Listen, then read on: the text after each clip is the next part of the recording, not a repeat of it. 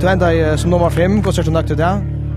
Alltså placeringen är för så vitt okej. Alltså det här som var det, jag tror jag var längt framme för mig. Alltså det var 8-4, ett eller annat. Och jag tror jag kastade också 4-4. Jag har inte ordentligt varit ihop det till listan. Men jag har sett nösten på ett förskommete. Jag ska tattla, jag skulle vara i 4. Hur snäck vi 4, det har jag inte stumma sett marska, men det blev så inte. 6-31-5, stod det som klarar det. Hur länge helt du att hvis du ordentligt rakt lätt, kunde du något? Jag följer att jag är ju 40 år imorgon. Jag ordentligt glömmet att släppa kappen efter att få att ha lankat ut av 40.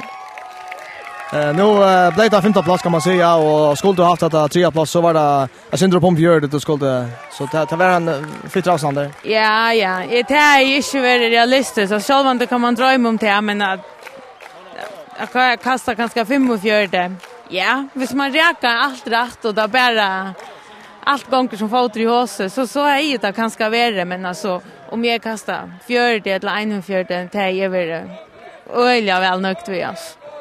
Helt av kostnaden där vi släcker till ända och just ner net någon som är att det kommer ut av banan. Vad händer då?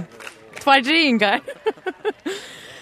Ja, men det är så ångående bara låp och kosta ett av tekniska grejerna. Alltså det skal så luxalja lite till. Alltså vi strusste någon näck vi alltså han någon var väkt av vänstra benet och körde runt vid högra. Vi styr det, vi missar väkten av vänstra benet och för ivra högra, så är nästan liot.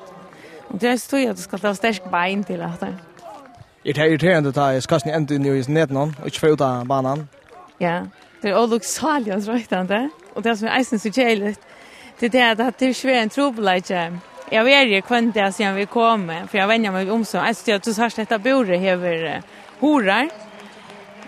Då jag till några vi att hvis man kastar vid höger och vänster och så lätta det horarna upp och åter efter då. Det är några tryckta gera. Tar brott ner i av i hall. Och det har alltid sagt en trobelage. Jag har rått att stå bultra i horarna alla tvåna. Och det var simpelthen en ordentlig råten kappen som jag kastar sig med långare det är en sista lejare. Men alltså det var så en boska var det rått oss för mig att det inte snacka upp. Men man kan säga att det kast som du gjorde det, hej, du kastade det för 2 månader sedan så var det bronsa, så stöjer kappen hackar väl sagt så snä. Ja.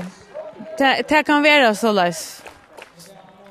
Ja, men här uppe som det är nu, här alltid jag till rätt fullt stöja. Jag vinner medaljer så att du kastar mitt i fjörden någon. Det är alltid det som man ärar mig emot.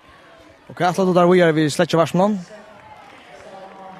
Så att man ska gevas, det är alltid inte, men jag vet inte akkurat vad det var. Om det var 8 läger för mig efter, det vet jag inte. Men jag tror mig att träna till att stort. Jag tror vi står väl, så jag gevas inte.